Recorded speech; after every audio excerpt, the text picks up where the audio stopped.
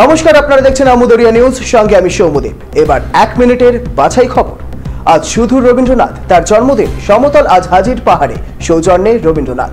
কবির জন্মদিনে তার একসময়ের বসবাসের ভবন কালিম্পংয়ের চিত্রভানুতে সকাল থেকে সন্ধে অবধি নানা অনুষ্ঠান করল কোচবিহারের মাথাভাঙার নৃত্যম।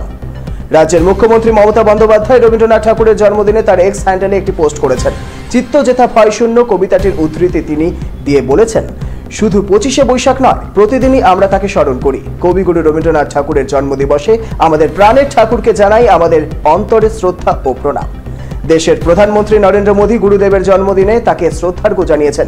তিনি তার এক্স হ্যান্ডেলে লিখেছেন, গুরুদেব টেগরের জন্মজয়ন্তীতে তার প্রতি শ্রদ্ধার্ঘ্য। তার সহিষ্ণু প্রজ্ঞা ও প্রতিভা প্রজন্মের পর প্রজন্ম ধরে অসংখ্য মানুষকে প্রাণিত ও আলোকিত করতে থাকবে।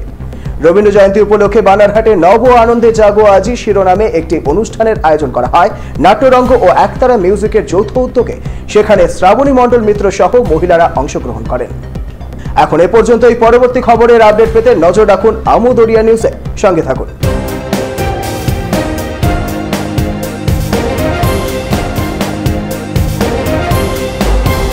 Amudoria News, Voice of the Marginal.